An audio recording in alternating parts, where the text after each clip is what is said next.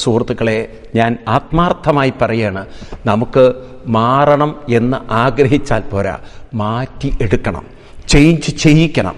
അല്ലാതെ നമ്മൾ വസ്ത്രം, നിങ്ങളൊരു മുഷിഞ്ഞ വേഷം ഇട്ടിട്ട് ഇതൊന്ന് മാറണം അങ്ങനെ പറഞ്ഞ് കണ്ണടച്ചിരിക്കൂ, ഒന്ന് മാറുന്നു നോക്കാലോ. നിങ്ങളത് ഊരിക്കളഞ്ഞ് പുതിയതിടണം. ഇതുപോലെ നിങ്ങളുടെ ജീവിത ചിട്ടകൾ മാറ്റണം.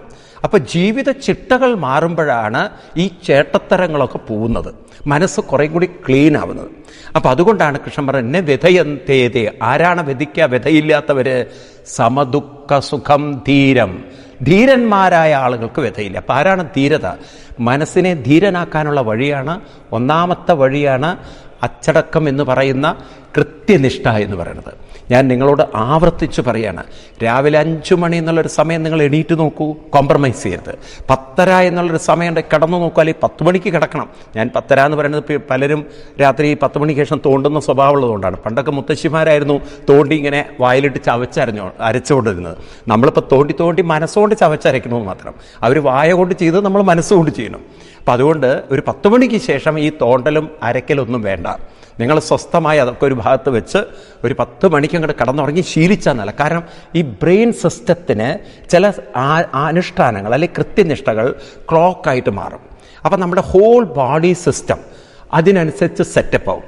ഇപ്പം നിങ്ങൾ രാവിലെ 5 മണിക്ക് കിടന്നുറങ്ങുന്നത് നോക്കൂ. ഞാൻ പലരുടെയും സ്വഭാവം വിളിച്ചു പറയുന്നത്, 5 മണിക്ക് എണീക്കുന്നൊരു സ്വഭാവം ഉണ്ടാക്കി വെച്ച് കഴിഞ്ഞാൽ നമ്മുടെ ബവൽ സിസ്റ്റം ക്ലീൻ ആവും.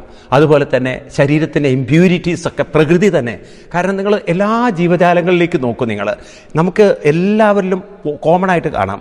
നിങ്ങൾ രാവിലെ നടക്കാൻ പോകുന്ന സമയത്ത് രാവിലെ തന്നെ പക്ഷികളൊക്കെ ഡ്രോപ്പ് ചെയ്യുന്നത് കാണാം, അവരുടെയൊക്കെ അപ്പി പോകുന്നത് കാണാം.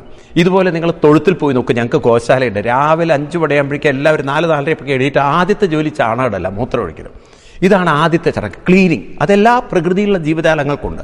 അപ്പം മനുഷ്യനും അതുണ്ട്. പക്ഷേ ഈ കൃത്യനിഷ്ഠ നശിപ്പിക്കുന്നത് കൊണ്ട് പലർക്കും ഈ സിസ്റ്റങ്ങളൊക്കെ കേടുവന്നിരിക്കുകയാണ്.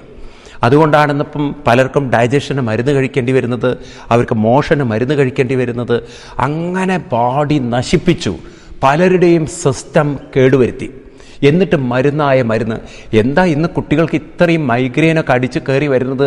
കാരണം ബവൽ സിസ്റ്റം മുഴുവൻ കേടുവന്നിരിക്കുക. ഗ്യാസ്ട്രിക്കും അതുപോലുള്ള പ്രശ്നങ്ങൾ, അസിഡിറ്റി പ്രശ്നങ്ങൾ. ഈ പശുക്കൾക്കൊക്കെ നിങ്ങൾ കേട്ടിട്ടുണ്ടോ?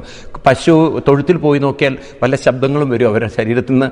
അവരൊരിക്കലും പറയില്ല എനിക്ക് ഗ്യാസാണ്. ഞാൻ കേട്ടില്ലേ പശുക്കളുടെ അടുത്തുനിന്ന്. പട്ടികൾ ഇതുവരെ ഗ്യാസ് എന്ന് പറഞ്ഞിട്ടുണ്ടോ?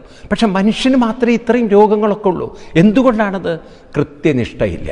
അപ്പം ശരീരത്തിന് ആദ്യം ഒരു ക്ലോക്ക് ഫിറ്റ് ചെയ്യണം.